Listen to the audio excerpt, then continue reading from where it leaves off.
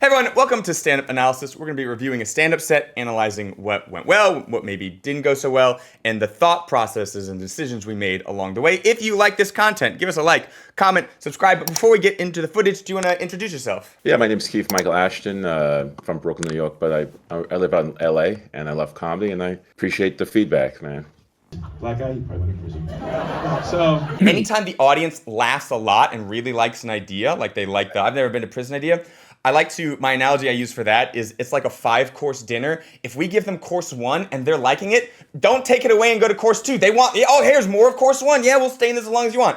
But then conversely, if they take the first bite of course 1 and they're like, icky, they're like, okay, now course 2, maybe if I had additional jokes of that, I burn them and I just go to the next subject matter. Right up top especially, it's really training the audience in a good way. So we had a minorly like, with our very first thank you being shushy, but ever since then, I think we've been training the audience exactly correctly to put us in a really good position.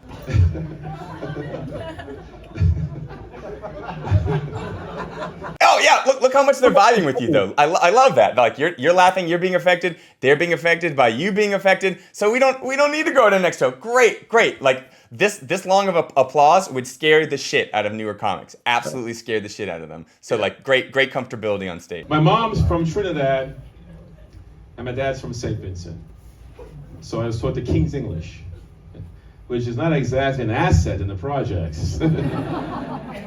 Sometimes I'd be walking home from school and kids would surround me. I'd be like, excuse me, perpetrators. To whom shall I relinquish my wallet? All right, I like that joke, but my question to you is this.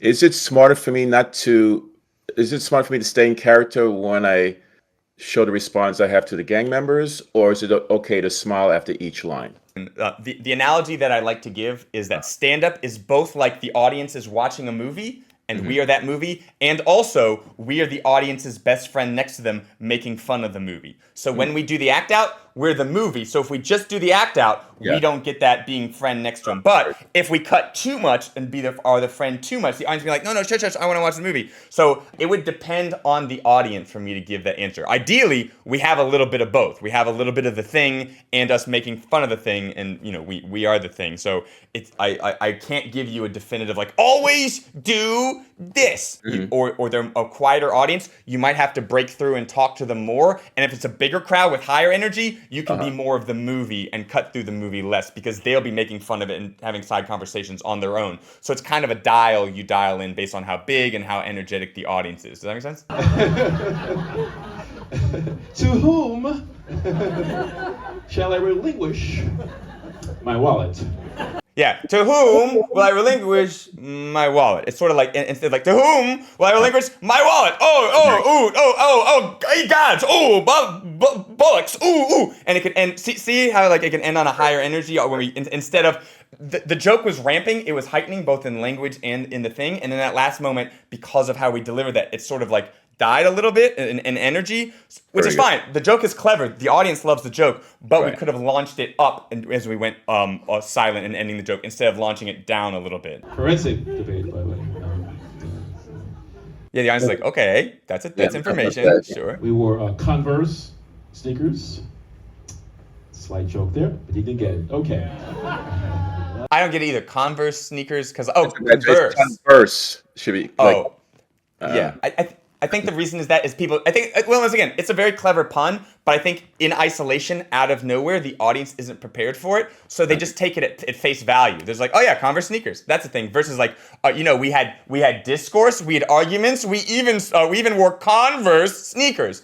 That's a little ham-fisted, but it primes my mind to be like, oh, okay, we're doing conversation words. I can now understand the sneakers instead of it coming out. Because right now we're just like, I was on debate team, forensic debate team. I'm like, okay, information.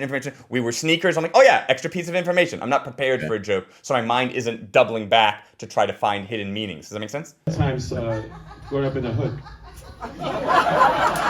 Yeah, this woman gets it a little late. Oh yeah. And I like that we pause and we react to it. We got a free laugh because of their weird laugh and us just being like, that's interesting. Yeah. Right? That's all it takes. All it takes is being open and making a real moment. So, yeah. we're getting an applause break for this woman's laugh because the audience likes this moment so much. We would not have gotten this if we'd continued going. So really good instincts on you. Thanks. Is that from my act or the women from the? Sorry. Great. And this is that aspect I was just talking about like the 5-course meal. If they like the first course, give them more. They love this game with this woman laughing. So I like that we throw an improvised line and see how easy it is to reignite that laugh because they already love this meal. Right. Should we get it back out? Hold on. See, great, and you're adding extra. You're giving them more of this meal. Exactly. Keep doing this, and yeah, exactly this. You keep doing this until you're like, okay, they're not feeling it. They've had enough of this meal. Now it's time for the next course. Right. But yeah, I love these instincts, and I love that you have the improv chops to like find the comedy in the moment. Some people don't, and so I have to be like, okay, well maybe if you do a set a lot, you'll have enough canned responses, but like watch out on your improv because it's trash. But you're doing making really really good moves. So I enjoy the instincts. She liked your first joke, by the way. About being arrested in pink. I'll let. Great.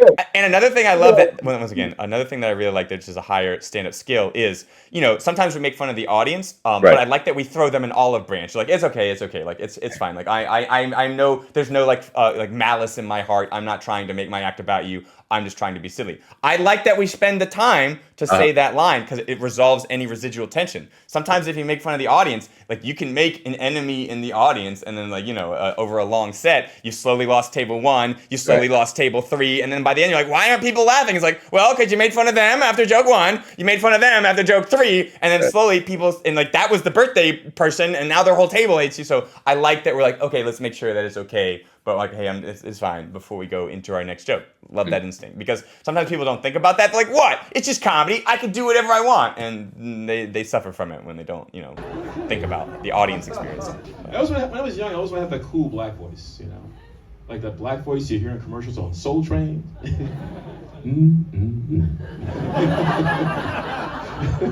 What do you do to your hair? So I moved out. That's it? That's it for the Soul Train voice? We could have done so much more with that. I could have listened to so many more of that. And we could have even ended with, so who am I relinquishing my wallet to? Like, we could even call back something from that. But we could have had way more than 2 payoffs for Soul Train voice. Yeah. Oh! It's very good. I mean, you could even have done some of the culture. Coming next to the stage, it's Keith.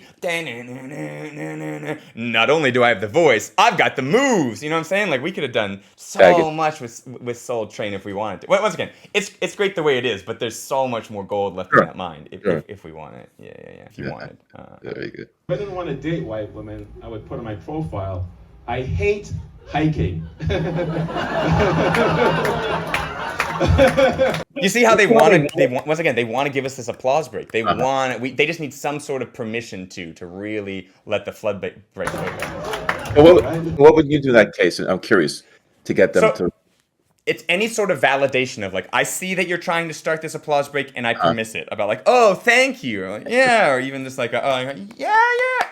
There's a million moves that whatever fits your personality. But anything to say that like, I see that you want to do this and I'm allowing that you want to do this. So then that person will pick up and then the rest of the audience will follow. Usually my go-to is like, oh, thank you. Or like, I appreciate it. Some comics like like a vibe, or like a whoo, anything that fulfills those two things. Or like, I see that you want to do this and I'm allowing that you want to do this. But yeah. At my age, sometimes when I get ghosted, it's because my date died. Oh, yeah, that's what ghosts say. Yeah, very good. Very good. But I love this. Oh, that means like they're like, oh, but that's them wanting to play with us. That them being like, oh, you rapscallion. Oh, so that's a good. Oh, and I like that, and I like that we're smiling into it to be like, everything's okay, we're fine. I know some of you might be like, that's a kind of a dark joke, but hey, we're just vibing. I'm just being silly. So I love versus if we were like, sometimes my dates die.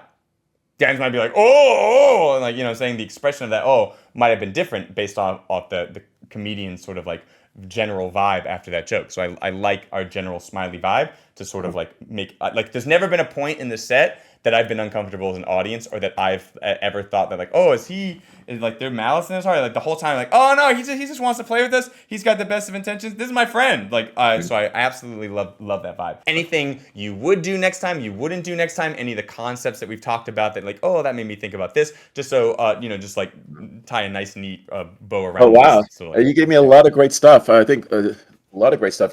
One of the biggest things is the idea of the tendency of me to say, okay, let's get back to routine versus letting it flow, letting them continue to connect with the audience. When I ad lib, make sure the energy is the same energy, and then bring in my material without sounding, okay, let's get back to material again. So that was very powerful. Also, your feedback regarding if I hear a slight applause break or some acknowledgement, I need to encourage them to continue, because the way I behave on stage, sort of, I'm leading the way. So if they say, oh, he wants us to applaud, okay, so great. So I think that was very powerful. And I liked regarding the voice, as you said, the black voice. I can definitely add more to it and bring it back later in the act.